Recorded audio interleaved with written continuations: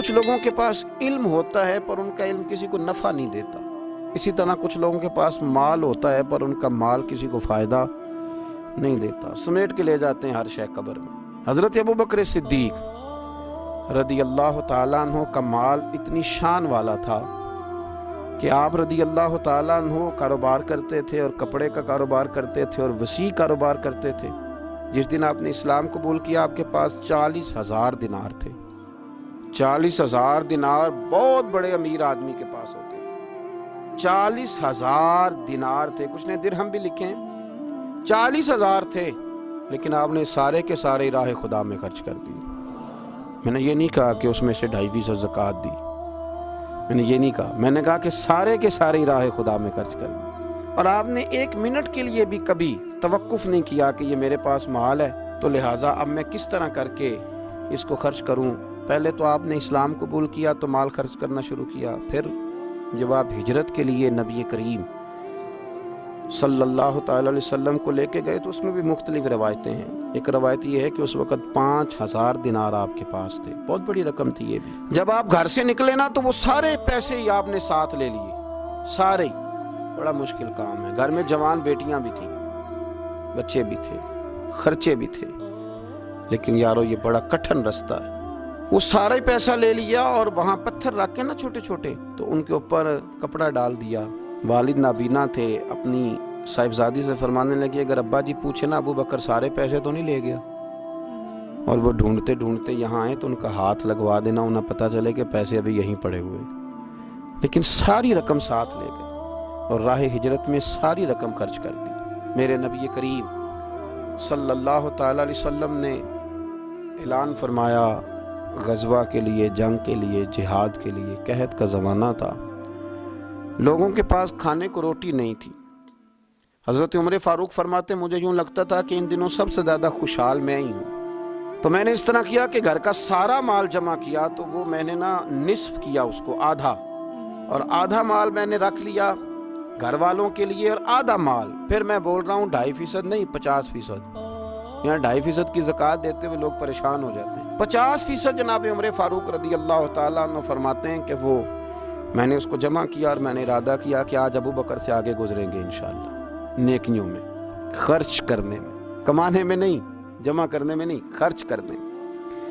فرماتے ہیں جب وہ میں مال لے کے نبی کریم کی بارگاہ میں گیا تو میں بڑا مطمئن تھا کہ آج میں آگے گزر ہی جاؤں گا، لیکن جب میں نے نظر اٹھائی تو میرا رنگ بدل گیا، میرے پیچھے پیچھے ابو بکر صدیق بھی آئے، اور فرماتے ہیں میں نے اس مرد درویش کا رنگ بدلا ہوا دیکھا، سر کی ٹوپی بھی اتار لی، پیروں کے جوتے بھی اتار دیے، وجود کے کپڑے بھی اتار کے بوریے کا لباس پہن لیے، اور گھر سے سوئی دھاگا بھی اٹھا لائے۔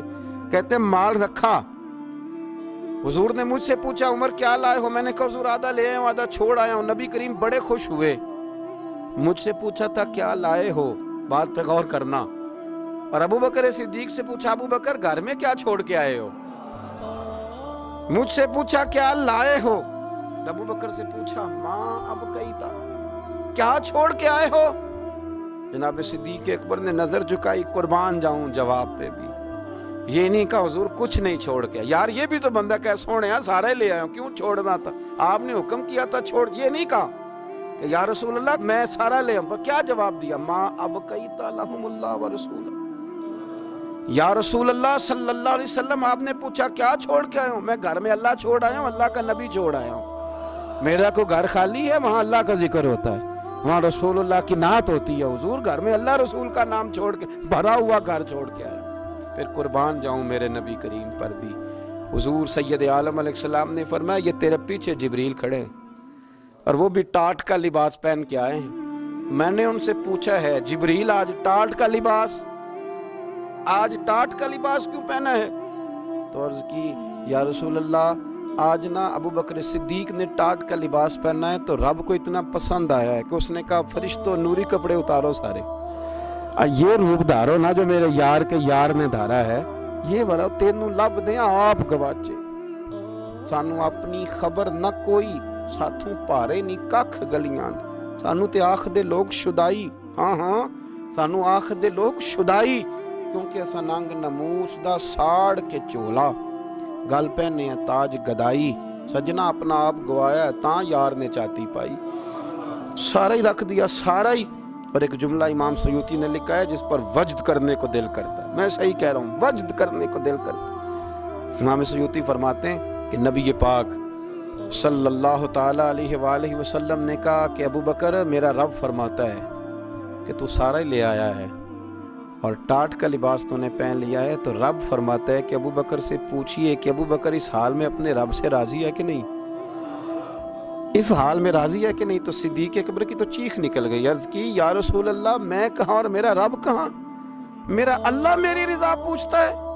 या रसूल अल्लाह, मैं अल्लाह से भी राजी हूँ, रसूल से भी राजी हूँ, दीन इस्लाम से भी राजी हूँ, हुजूर मैं बड़ा ही राजी। और मैंने यहाँ एक अजीब बात पढ़ी, हजरत उबई बिन काब ने एक दफ़ा कहा था या रसूल अल्लाह मैंने सारा माल देना है। फरमाया नहीं भाई, चौथा हिस्सा दे, 3 हिस्से रख ले। हजरत अबू लुबाबा ने भी कहा था हुजूर सारा माल पेश करना है। फरमाया ना, तेरे बच्चे पीछे फाका मरे, मैं नहीं सारा कबूल करता, चाहे दीन के, चौथा हिस्सा दे। उनसे कहा सारा नहीं कबूल करना, ये सारा लाए तो इनका कबूल कर लिया। और फिर लफ्ज़ हैं बड़े खूबसूरत हदीस पाक में, नबी करीम अलैहिस्सलाम ने फरमाया, ये इब्ने माजा की रवायत है, फरमाया मुझे किसी के माल ने इतना नफ़ा नहीं दिया, कसे बादशाह, अल्लाहु अकबर, फरमाया किसी के माल ने इतना नफ़ा नहीं दिया जितना अबू बकर सिद्दीक के माल ने नफ़ा दिया है। गोया हुजूर फरमाते हैं कि ये लेके भी आता है और इसका माल है भी बड़ा बरकत वाला, जब आता है तो फिर मज़ेदार भी बड़ा है, फिर उसमें नफ़ा भी बड़ा है, फिर वो कहीं खर्च करते हैं तो उस पर अता